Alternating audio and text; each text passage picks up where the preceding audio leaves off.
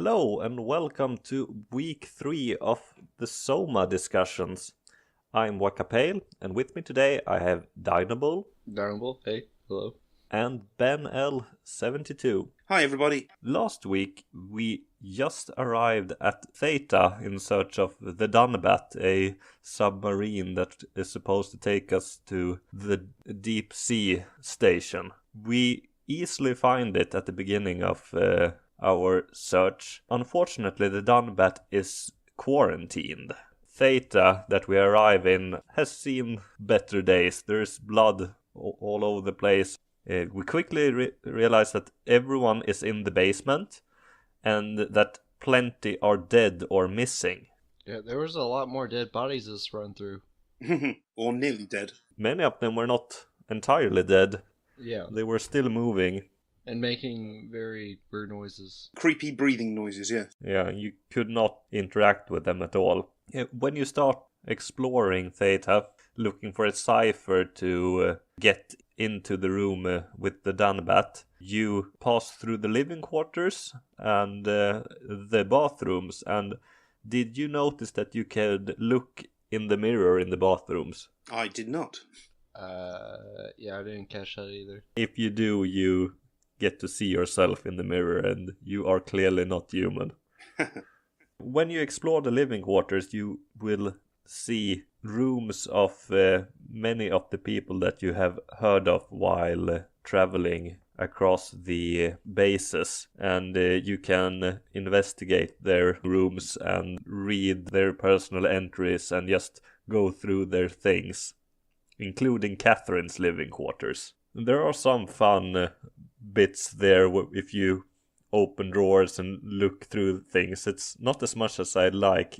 She comments a lot about the things that you pick up and examine, but not all of them. I thought it would be fun if they did a little bit more with that. Yeah, she mentions, there's nothing interesting here while you're looking around, but it's not too exciting, is it? Not too exciting. There is, however, some sort of tablet that you can read with some information about the mind scans and the WoW and how it has been stealing mind scans for a while. Was the tablet the thing on the desk right there? It was like to the left. It was. I just kept picking it up. I couldn't figure out how to interact with it. I kept throwing it around. Yeah, it has some. The important part is that Catherine realized that the WoW has been stealing the mind scans that she's been doing, but she doesn't know what for. And doesn't seem very bothered about it. It's just a footnote. I will say, not to get off track, but I'm trusting Catherine less and less. No, I know you guys have been not trusting her as much. You also find Mark Sarang's living quarter. That guy is crazy. He does have some sound reasoning, well, up until the point where he tries to get you to kill yourself. I can see the appeal of his teachings, but if you look at it too closely, I really don't think it holds water. No. You also find Robin Bass' room. You missed her last time. She was inside a robot outside of Theta. You find a suicide note and there's blood all over her bed. She did what she thought she did and killed herself immediately after getting the scan. So there's not a lot of humans around besides those half-living things in the basement. Does the basement have that green room too? Or is that another place? The basement has the server room mainly. Okay.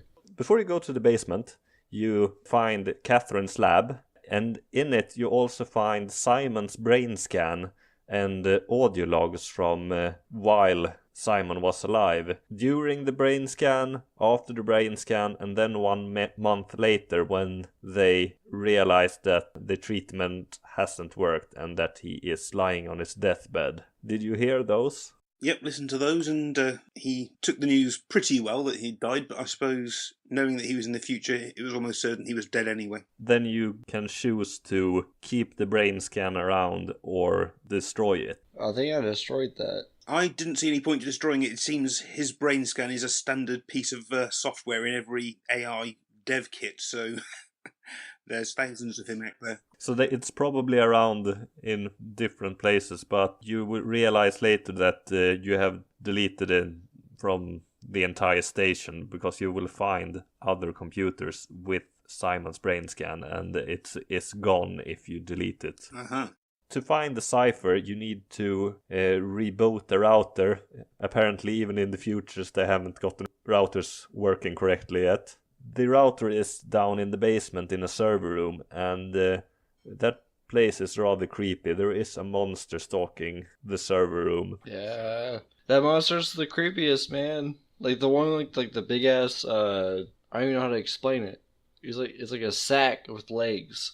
Yeah, that's a pretty accurate description of it. It's creepy as hell. And makes horrible, horrible noises as well.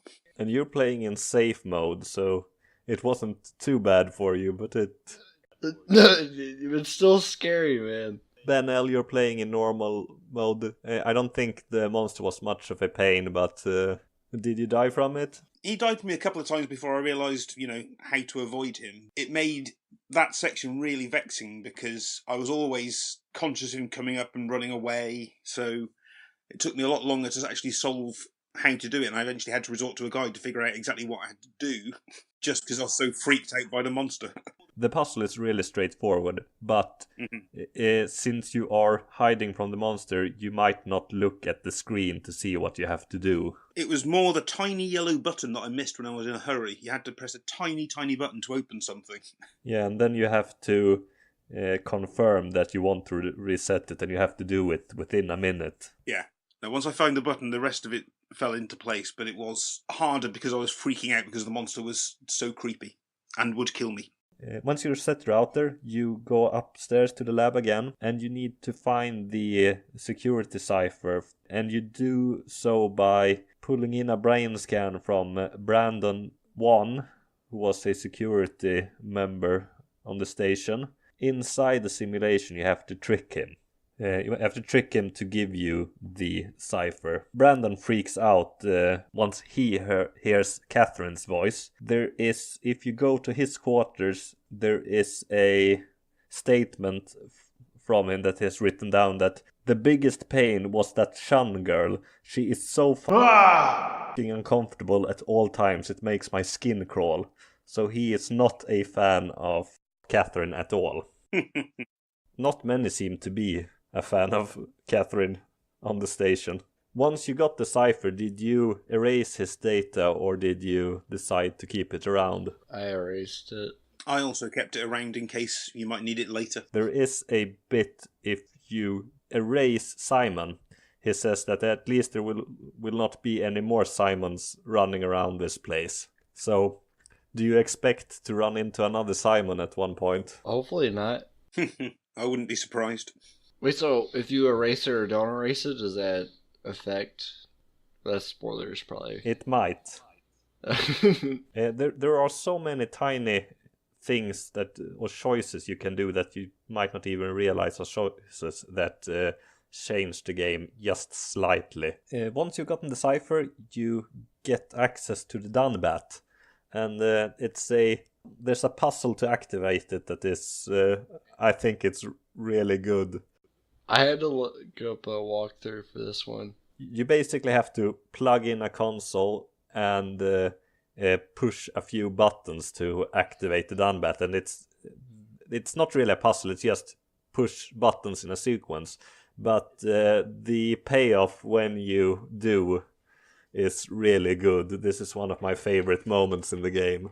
It's so simple when you know it, but I was sitting there it was probably like a good 10, 20 minutes maybe, and I was like, okay, I don't know how to do this, so I gotta go online and look this up. I was so mad when I pulled up the YouTube video. All it was the guy was just picking up this cord and plugging it in.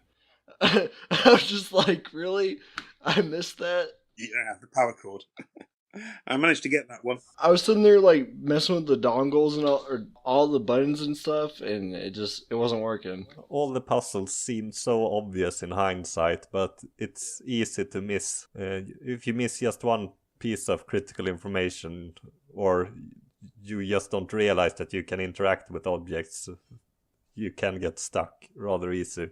Once you activate the Dunbat, things go a bit crazy. Oh yeah. Just a bit. Just a little bit. The Dunbat comes alive, curses Catherine, says that it is all her fault, and then gets the hell out of there without you.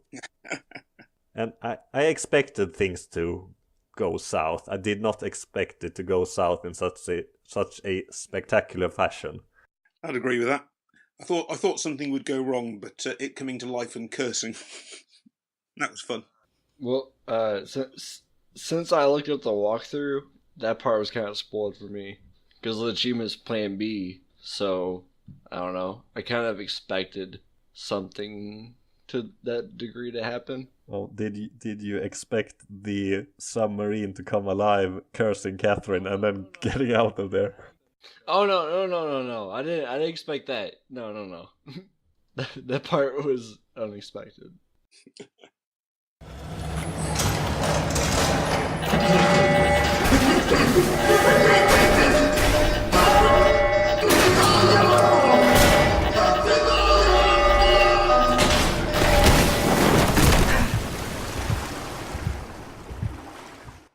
Once you wake up, you go through a couple of events until you end up in a workshop where you find a prototype of the Ark. There's some information regarding the project, and you get to do a simulation to see how the Ark works. You also have the opportunity to find out what you are made of, which is also one of my favorite scenes in the game. You find out you're a girl. Well... And a corpse. meshed to a diving suit. Yeah. So, we guess we'll have to ask Freemhole if this counts as play with a female protagonist or not. Catherine is really happy about the discovery. Simon is not as pleased knowing that he is a diving suit with a dead girl inside and just some electronics shucked in for good measure. But again, with the slightly sociopathic Catherine, she's pleased with the elegance of the design, basically. Imogen? Who's that? It looks like the basis for your body is one of my old colleagues. A standard Cortex chip for robots, including the data reader and the OcuTorch, has just been forced through the skull. What? Structure gel has fused the whole construction together. Amazing stuff. No, hold on, back up. I'm one of your old colleagues? Well, your body is. Imogen Reed. That's disgusting. Hey, don't say that. She was nice to me. Anyway, the Cortex chip is good news. That means we can transfer your mind to the Ark with a pilot seat. Kath, I'm half a dead person. Yes, it makes sense. Think about it. I can see why people are not very fond of her. Once you're done at the workshop, there's a monster section where you have to find a security chip, update it, and use it to open a door. I'm not a big fan of the monster sections. This one is actually rather easy. He's so scary though, man. The design. Yeah, they are creepy. He's creepy, but at least this bit is fairly well lit, and you've got some hang of how to avoid him. Yes. Well, it's well lit until you enter that one room and all the lights shut off. And then you have to remember that you have a flashlight. Which I remembered this time. You also get to get some more information in the doctor's office regarding the recent patients, which include Catherine and her gang, who is trying to get the Ark into space, living Catherine. Also, the doctor is not at all very nice about Catherine in her notes, if you read them. I was too spooked, I didn't read them. You also learn that Akers is one of the monsters. You also find out that Brandon sacrificed himself to get the rest of the team going, to get the Ark to the space gun. Oh, you know, speaking of Brandon, that part where you had to like take the, I don't know what it's called. You have to take like a card from his hand. The security chip. Yeah, the computer chip or whatever from his hand. That part it hit me a little hard. I was just like, dang, dude, like you're just like grabbing the stuff from his hand. Yeah, if you go up to it, you see that he has something in his hand that you clearly need. And if you just press to pick it up, it doesn't work. You have to manually drag it from his hand, which is gripping rather hard. So his hand goes up, and you have to pull a bit before the item drops. Yeah, some nasty stuff. Once you have gotten out of that area and ended up in an elevator, the elevator gets stuck. Then you have to figure out a way out of there, and there's a hatch that is easy to find. I keep looking at the ceiling of elevators every time they get stuck in games, but in this case it's actually on the floor. I did the same thing. I looked up first. Yeah. It's the obvious thing to do, isn't it?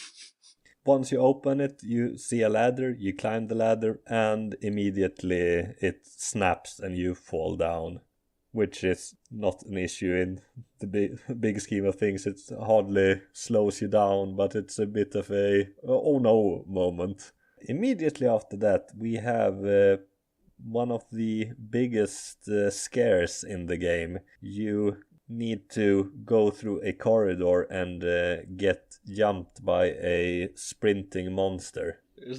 That's so scary, dude. I don't know that dude. Yeah, that one got you. Like he runs down the steps. I don't know that guy. Yes. Oh my god, that's what I was talking about earlier. Like, I fucking hated that.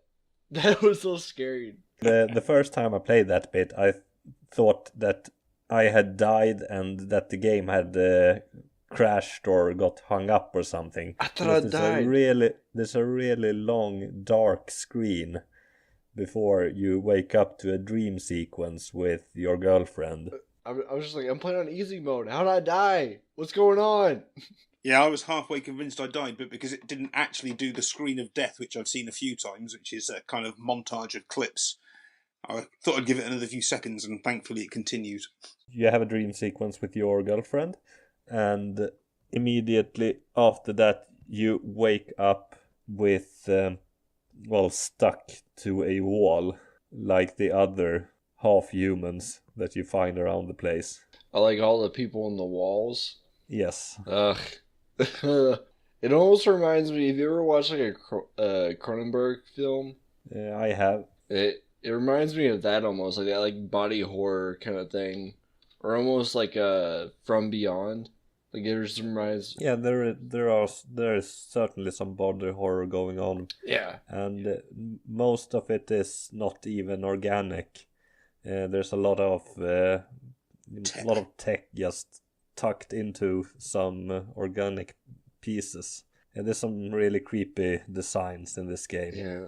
I just, even on safe mode, like I've said multiple times, like just walking through, I just felt like I just wanted to get through it. Like I was enjoying playing it, but I was still just like, I want to get through this. I just want to run through all this. I don't want to see this. This is probably the low light of the entire game, in my opinion. This navigational puzzle that you have to do. Just go through a corridor, find crawl spaces to get through the area. The crawl spaces do not help. No, and the monster is there chasing you all the time, and I remember it being a pain playing on normal mode. It wasn't too bad in safe mode, but yeah. it's still not. I did not care for it much. How'd that go for you, Ben? Very badly. It's so dark, and your flashlight really doesn't seem to do very much at all. So I was constantly backing into corners trying to stay alive, because if it kills you, you're back to the start. It's all looking very similar, and the actual thing you have to do to solve the puzzle is up on a wall. I was mostly crouching and looking at the floor, so I wandered around for ages, died several times, wandered around some more, went back to the beginning. Eventually I had to find a guide to find exactly what I was looking for, which was a panel on the wall you have to rip open. So found that bit very frustrating. Yeah, and I don't know if they tell you that you have to look for a panel or in some way. I have no idea how you were supposed to figure that out. Absolutely none. The only clue, I think, is that the door you find says power malfunction or something, so clearly you're looking for something power-related, but I didn't get it. I had to cheat. I just found it by accident. Same. I did not use a guide at all for the first time I played this game, and I got through it somehow. Yeah, I remember not liking this section very much. There is only one more section that I think is rather bad. There's another one like you have this? yet to come across. It's not exactly like this, but it's close. Oh. I think this is the worst one. But there's only one more that's as bad as this section. That was stressful. Yeah, and you're playing in safe mode. Yeah, I know. That's what Ben. All the respect to you there. I don't know how you're doing that. Well, as I say, I'm dying a fair amount. Carpe Adam and Philip Wendell finds this game so relaxing that they fall asleep to it. So I don't see how they're falling asleep, especially in the horror sections. Nerves of steel, those guys. Yeah. Yeah. Even without the safe mode issues, though, I mean, the creepy noise, the screaming of that alien that's chasing you. Yeah, the horror was really ramped up this episode. And and the visuals to this one, like I said, like it's like almost like you're watching The Thing or something. Yeah, things get really messy after you turn on the power to get through the door. There's a big room that you have to traverse, climbing ladders up and down until you find an exit. I didn't think I was scared of heights until playing this. I'm usually like, I could go like to a hotel in real life. It's like real high, and it's okay. But in this game, when I was like real high, and I just looked down, and there's just water and just pipes and all that. That for whatever reason, that scared the hell out of me. Yeah, if you fell down, you had to find the ladder again in that murky water, and you didn't want to do that. No, that area sucked. I had a massive problem because I had to resort to a guide in the end. I went straight into the level, went forward, seeing where I thought I had to go for, and wandering around, climbing up ladders, falling off ladders. The answer turned out, when I had to resort to a guide after wandering around for about 20 minutes, not finding the right thing, was that the only ladder that gets you to the exit is right by the entrance, and you should never be in the water again after that. But it was in no way clear, and I was so close to this exit all the time, I was convinced I was missing something obvious.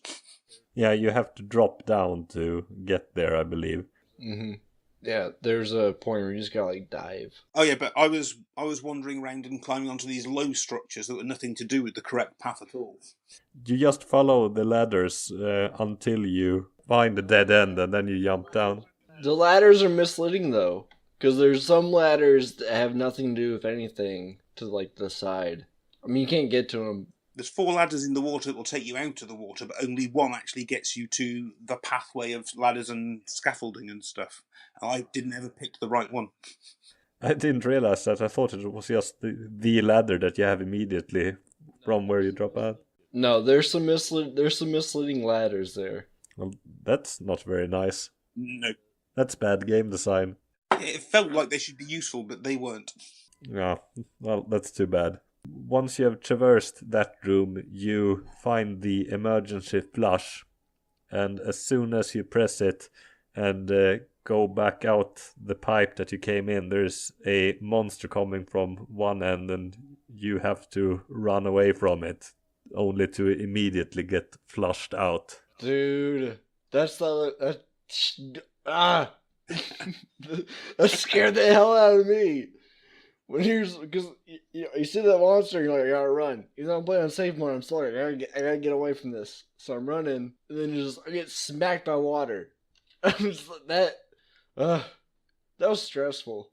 Yeah, there are some pretty good jump scares in this section that we played. Oh yeah, that was very good. Yes, it did ramp it up on this chapter or whatever.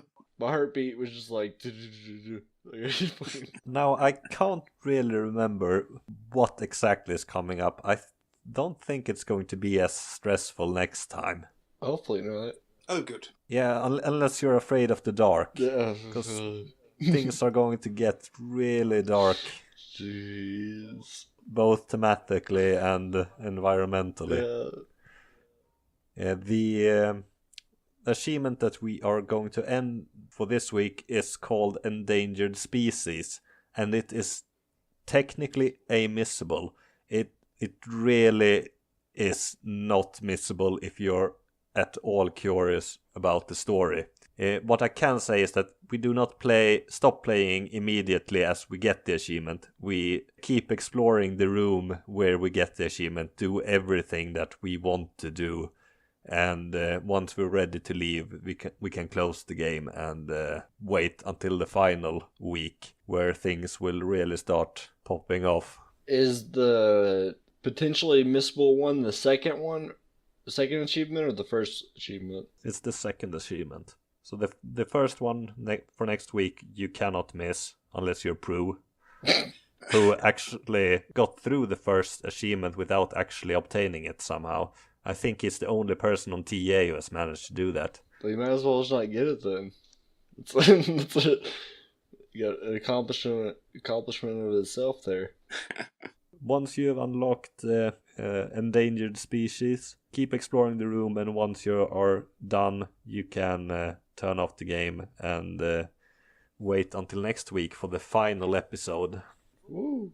Okay, looking forward to it. Any ideas where the story is going? Dinobull is not trusting Catherine anymore. Yeah, Catherine's evil. She's gonna kill us. That's my theory. I think Catherine's nutty, but not evil, and Akers is going to kill us. We will see next week what happens. Catherine kills us. Thanks for joining me, Ben L72 and Dinobull. See you guys next week. Thanks for having me. Bye, everyone. See you next week. Wow, that's so cool. It's the whole gang. A crew photo? Really? Who were you saving this for? The world was dead. Thanks, Simon. I thought being an asshole wasn't invented until the 22nd century. Now I know better.